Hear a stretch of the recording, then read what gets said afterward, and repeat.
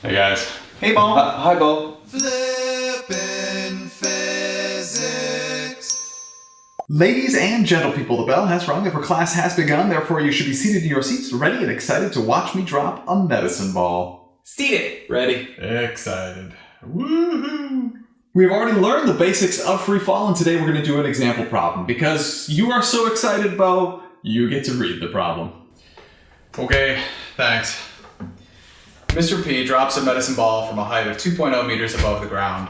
Part A, what is the velocity of the ball right before it strikes the ground? Part B, how long did the ball fall?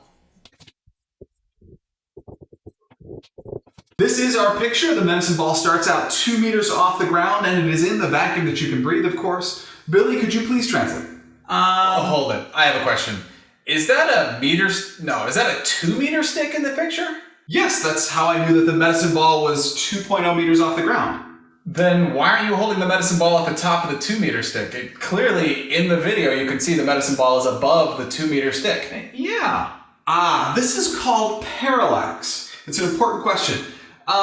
It happens because the video camera is actually below the top of the 2-meter stick and the medicine ball is in front of the meter stick. Therefore, the medicine ball appears to be above the top of the 2-meter stick. Again, it's called parallax. You can see we actually have the same issue when the medicine ball is at the very bottom because you know that the medicine ball and the 2-meter stick are both on the ground. However, it appears as though the medicine ball is actually below the bottom of the 2-meter stick. Again, called parallax. But you can believe me, I did hold the medicine ball at the very top of the 2-meter stick. Well, thank you very much for bringing that up. Billy, could you please translate now? Let's see. We know the displacement. Delta x equals 2.0 meters. True, we have been using an x4 displacement, but because this displacement is actually in the y direction, we're going to use delta y instead. Billy, please keep going. The final velocity equals 0. Yes, I agree. The final velocity of the medicine ball at the end of the video clip is equal to 0. That's definitely true. However, the final velocity in our problem is not 0. Who can tell me why?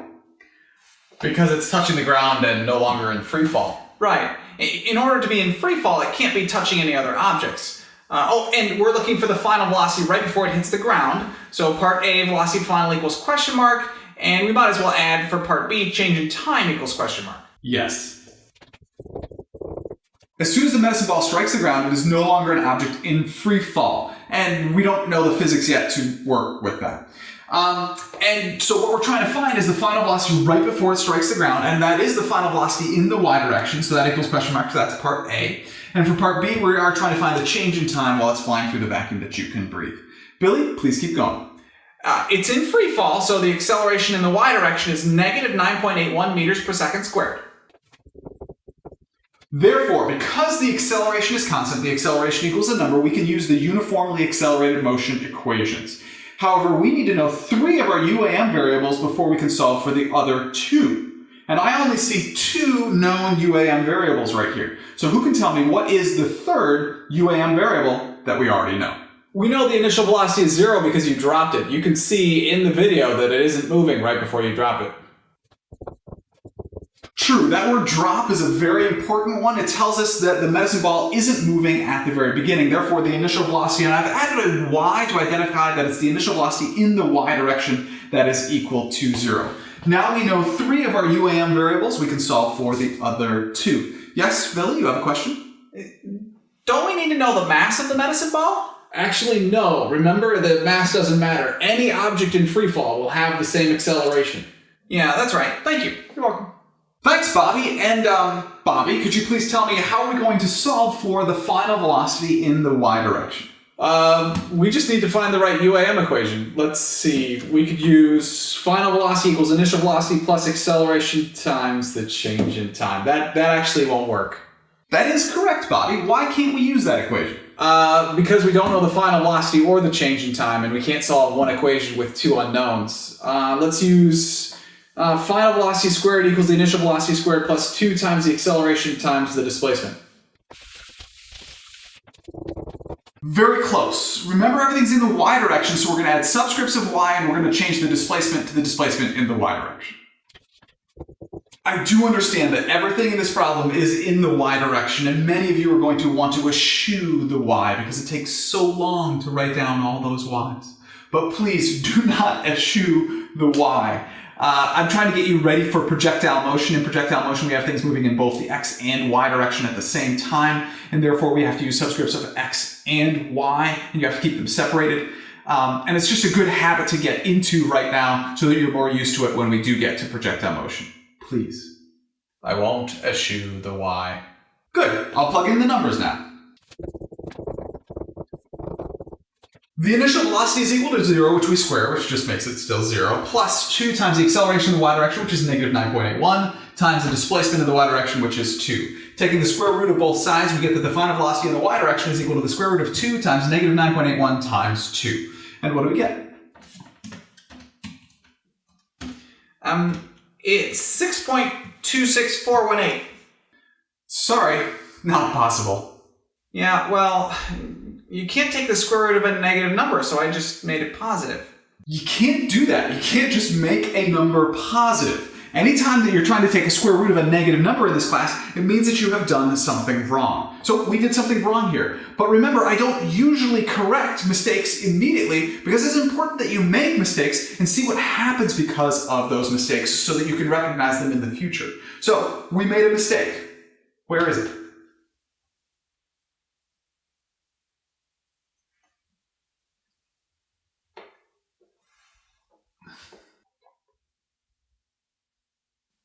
Displacement has both magnitude and direction. The displacement should be negative 2.0 meters. Yep, the displacement in the y direction is negative 2.0 meters. There are two ways of looking at this. One of them is that the displacement in the y direction is going to be the y position final minus the y position initial, therefore 0 minus 2 because it starts out 2 meters above the ground, that's its initial position, and its final position is at the ground, or 0. Therefore 0 minus 2 is negative 2.0 meters. You could also simply say, because we've defined down as negative and we know that the medicine ball is moving down, therefore the displacement in the y direction is negative 2.0 meters, where that negative means it's moving down. So we carry the negative through our equations, and we are now taking the square root of a positive number. Billy, what do we get? Our final velocity is 6.26418, which rounds to 6.3 meters per second with 2 sig figs. Now that we have our final velocity in the y direction, 6.3 meters per second, Bobby, could you please solve for part B, the change in time? Actually, now that we know 4 of our UAM equations, there are 3 equations we could use, right? Very perspicacious of you, Bobby, and you are correct. Great, I'll pick velocity final equals... Bobby, please add all the y's for direction. Velocity final in the y direction equals velocity initial y plus the acceleration in the y direction times the change in time. So we get 6.26418 equals 0 plus negative 9.81 times the change in time. Divide both sides by negative 9.81 and you get the change in time equals 6.26418 divided by negative 9.81, which is... Negative 0.638551, which rounds to, with 2 sig figs, negative 0.64 seconds. Hold up, that doesn't make any sense. We can't have a negative time.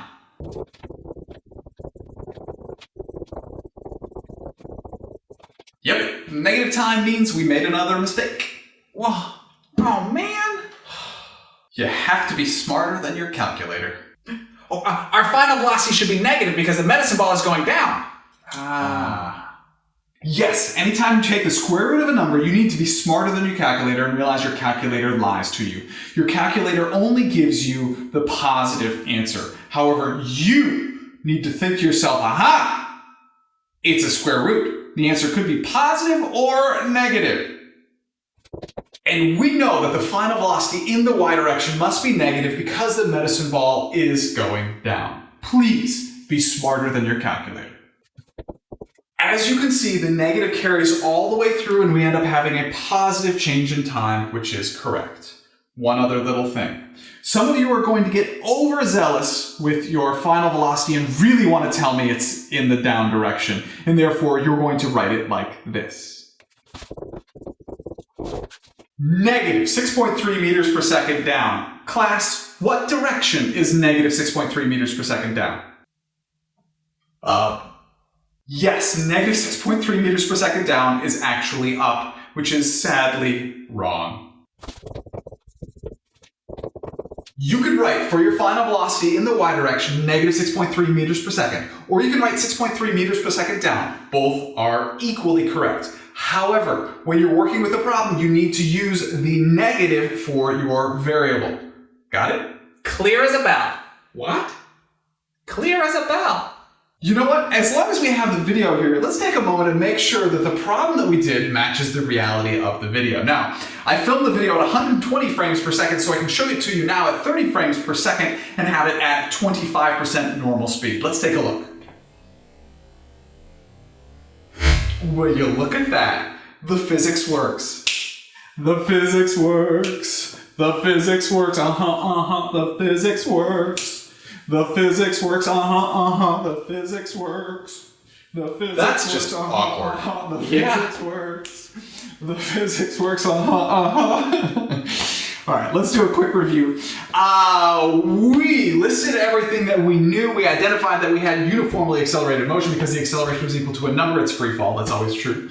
We identified 3 UAM variables. We solved for the other 2 using UAM equations. The key here is to understand the 3 common mistakes that we made. First off, the final velocity in the y direction is not equal to 0 because that is only true after it strikes the ground and it's no longer in free fall when that happens. The second was the displacement in the y direction needs to be negative because the object is going down. And the third is anytime you take the square root of a number, you need to be smarter than your calculator and decide whether the answer is positive or negative. That's what we did. Thank you very much for learning with me today, class. I enjoyed learning with you. The physics works. The physics works. The physics works. The physics works. That's it.